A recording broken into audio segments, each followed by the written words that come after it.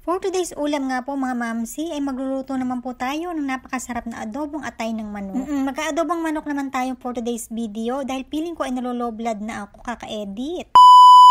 At meron nga po pala ako dito syempre bagong biling atay ng manok. At oo naman po syempre kung magluluto po tayo ng atay ng manok, and make sure po natin na fresh po syempre at bagong bili po yung ating lulutuing atay ng manok. And ipiplex ko na rin po pala itong aking kitchenware set na kulay aesthetic. So dito nga po ay maghihiwa na ako ng aking gagamiting mga sangkap katulad ng bawang, sibuyas at syempre ang luya. At dito nga po gagamit ako ng 3 pirasong sili kasi masarap po itong dish na ito, medyo maanghang po talaga. Pero kung may bata po kayong kasamang kakain, syempre wag nyo na pong lagyan ng sili. At dito nga po sa mga punto na ito, wag na po nating patagalin mga mamsi, ay mag-uumpisa na po tayo ditong mag-gisa. So bali dito po yung pinakauna kong ginisa syempre yung mga luya para lumabas yung aroma niya, and then isinunod ko na dito yung mga bawang, sibuyas syempre, at inilagay ko na rin po dito yung mga sili. At isinama ko nga po to syempre sa paggisa yung sili para labas na labas po talaga yung anghang neto. At dito nga po inilagay ko na rin yung mga atay ng manok syempre para medyo ipipirito natin ng kaunti. At para naman po syempre din kumapit po yung lasa ng mga aromatics na nilagay natin dito. And bali nga po pala tinimplahan ko na rin po ng konting white pepper, konting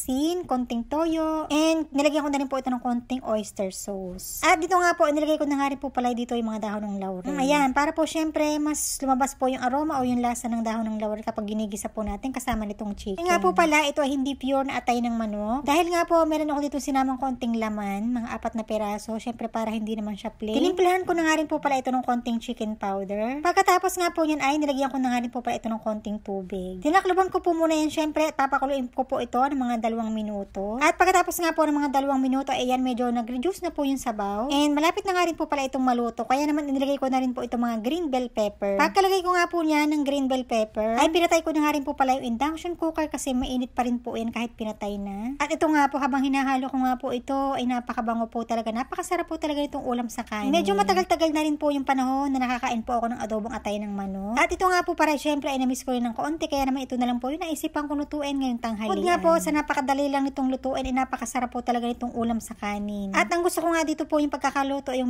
medyo sabaw ng kaunti kasi napakasarap po nito. Sasabaw mo talaga po sa napakainit na kanin. At ito na nga po, syempre kumuha na nga po ako dito ng kanin. At syempre po para makakain na, kumuha ka na rin po ng pagkain mo at sabayan nyo po akong kumain. Sakto pa nga po ito mga mamsi, kung nag-iisip po kayo ng ulam ngayong tanghalian, ako ito na lang po yung itry mo. Napakasarap po nito at napakadali lang gawin. So yun lang po, bye!